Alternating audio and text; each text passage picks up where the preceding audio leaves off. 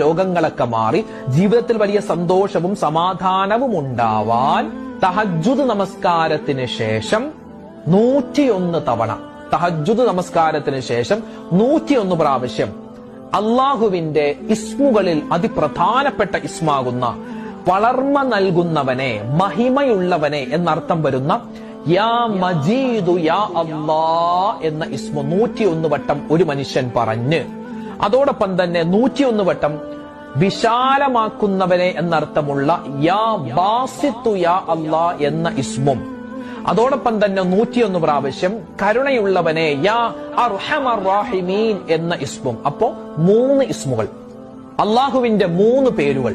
ഈ 3 പേര് ഏത് സമയത്താ പറയേണ്ടത്? തഹജ്ജുദ് നമസ്കാരത്തിന് ശേഷം. എത്ര വീതം പറയണം?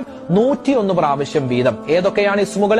1 യാ മജീദു യാ അല്ലാ, യാ മജീദു യാ അല്ലാ, യാ മജീദു യാ അല്ലാ.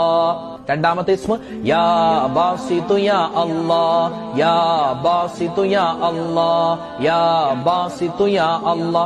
മൂന്നാമത്തെ ഇസ്മ യാ അർഹമർ റാഹിമീൻ, യാ അർഹമർ റാഹിമീൻ.